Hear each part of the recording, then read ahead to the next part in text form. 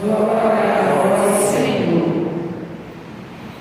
Naquele tempo, Jesus voltou para casa com seus discípulos e, de novo, reuniu tanta gente que eles nem sequer podiam comer. Quando souberam disso, os parentes de Jesus saíram para agarrá-lo, porque diziam que estava fora de si.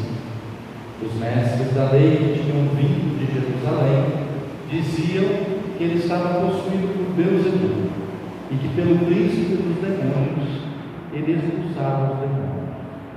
Então Jesus os chamou e falou-lhes em parábolas: como é que Satanás pode expulsar a Satanás? Se um reino se divide contra si mesmo, ele não poderá manter-se. Se uma família se divide contra si mesma, ela não poderá manter-se. Assim, se Satanás se levanta contra si mesmo e se divide, não poderá sobreviver, mas será destruído. Ninguém pode entrar na casa de um homem forte para roubar seus bens sem antes o amarrar. Só depois poderá saquear sua casa. Na verdade vos digo, tudo será perdoado aos homens, tanto os pecados como qualquer blasfêmia que tiverem dito. Mas quem blasfemar contra o Espírito Santo nunca será perdoado, mas será culpado de um pecado eterno. Jesus falou isso porque diziam: ele está possuído por um espírito mau. Nisso chegaram sua mãe e seus irmãos. Eles ficaram do lado de fora e mandaram chamá-lo. Havia uma multidão sentada ao redor dele. Então lhe disseram: tua mãe e teus irmãos estão lá fora à tua procura. Ele respondeu: quem é minha mãe? E quem são os meus irmãos? E olhando para os que estavam sentados ao seu redor, disse: aqui estão minha mãe e meus irmãos. Quem faz a vontade de Deus, esse é meu irmão, minha irmã e minha irmã.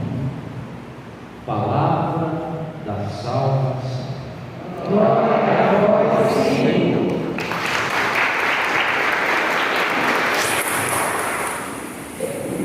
Mas nós podemos comentar a respeito da liturgia. Nós estamos no 10º domingo do tempo comum, esse tempo que nós retomamos já há 2 semanas, usamos os paramentos de Jacobo dele, como vocês já sabem, e é um tempo cuja proposta de evidência desse tempo litúrgico é nos tornarmos verdadeiramente discípulos e discípulas de Jesus. O discipular, ele só é possível quando nós olhamos para o Mestre e procuramos trazer os sentimentos, as feições do Mestre, os comportamentos do Mestre para viver na nossa própria vida.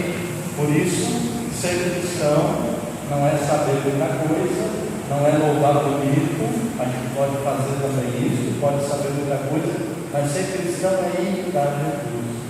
Isso é o desafio desse tempo litúrgico que já estamos no 10º domingo, iremos até o 34º, ou seja, ainda temos um percurso a ser feito, e a cada semana, a cada domingo, a cada celebração da Páscoa semanal, nós temos, portanto, a missão de olhar para Jesus e aprendermos algo dele. Indo ao encontro da nossa liturgia desse final de semana, 10º domingo do tempo comum, primeira leitura do livro do Gênesis. Algo a ser destacado: o homem e a mulher, criados à imagem e semelhança de Deus, que viviam em harmonia no paraíso, de repente percebem que estão nus. E aí Deus, voltando a caminhar no jardim, encontra Adão, quer dizer, procura Adão, e Adão está escondido. E Deus pergunta: Adão, por que você está escondido? Estou escondido porque eu estou nu. E Deus disse: quem te disse que tu estás nu? Aí ele disse: olha, a mulher que você me deu o fruto, né? E eu comi.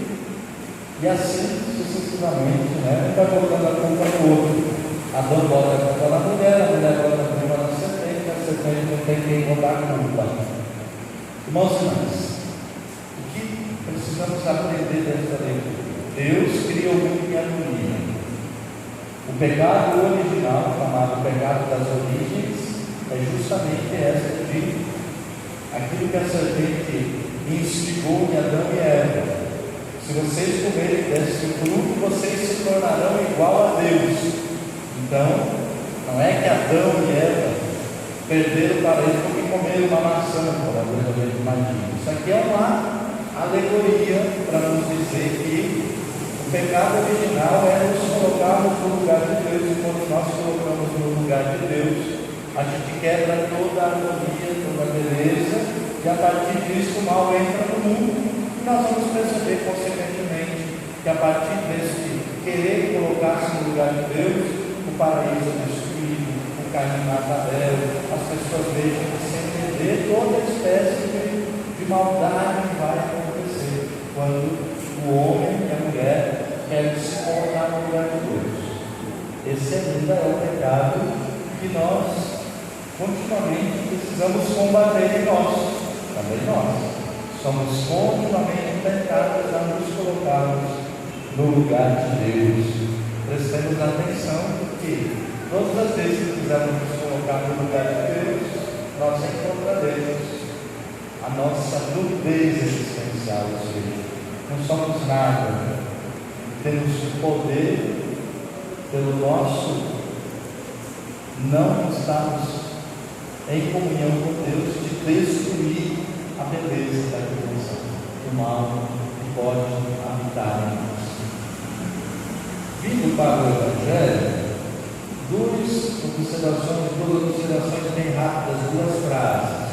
Primeiro, contextualizando, Jesus está lá, curando as pessoas, anunciando o Evangelho, como ele vai fazer, como de costume. As multidões vêm ao encontro de Jesus, mas ao mesmo tempo que as pessoas procuram Jesus, existem os grupos que resistem, os grupos que se opõem a Jesus. É interessante isso no Evangelho de Marcos.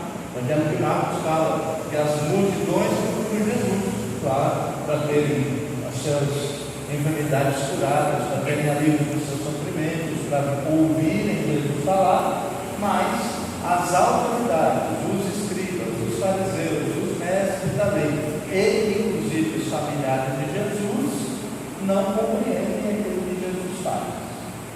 Aí então os mestres da lei vão acusar Jesus de que ele expulsa os demônios, porque ele mesmo está possuído por um demônio, e Jesus vai dizer: esse é o pecado contra o Espírito Santo, e esse pecado não tem perdão. Ou seja, não reconhecer que Jesus é verdadeiramente Filho de Deus e que ali o reino de Deus está acontecendo. Padre, mas nós não temos esse risco, que a gente sempre reconhece Jesus como Filho de Deus. Não nos iludamos. Reconhecer Jesus como Filho de Deus não é falar Senhor Jesus, usar Senhor Jesus, é imitar Jesus, colocar em prática os gestos de Jesus. Vocês sabem que de vez em quando eu uso algumas pessoas dizendo assim: eu sou cristão, mas perdoar não. Eu sou cristão, mas amar não. Eu sou cristão, mas ser generoso não. Então isso daqui é uma contradição do ser cristão. E isso é negar Jesus. Nós precisamos entender que isso é negar Jesus. Não precisa dizer: eu não acredito em Deus, não acredito em Jesus. Não. Eu nego Jesus quando os meus sentimentos, as minhas atitudes são contrárias. Quando eu apoio projetos contrários ao reino de Deus. Quando eu apoio projetos de discriminação, de raiva, de preconceito, de ódio, de destruição, de guerra, de arma, seja lá o que for, destruição da vida, isso é negar Jesus. Negar Jesus é um pecado, como diz o Evangelho, e não tem perdão.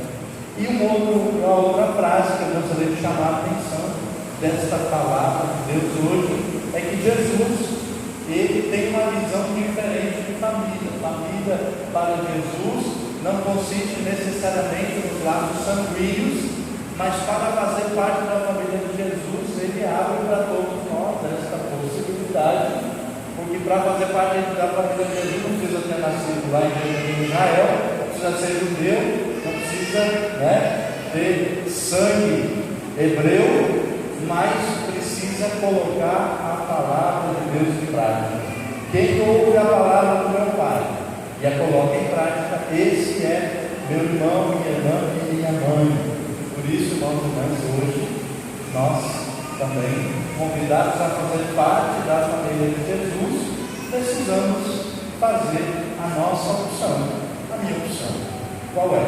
Não é apenas ouvir a palavra, não é apenas conhecer a palavra.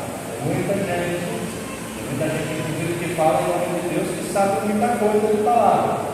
Viver a palavra é um desafio. Quem vive a palavra, quem estuda a palavra, acolhe e coloca em prática, esse pode se tornar membro da família de Jesus. Peçamos ao Senhor a graça de podermos colocar em prática a palavra que nós estudamos. Louvado seja nosso Senhor Jesus Cristo.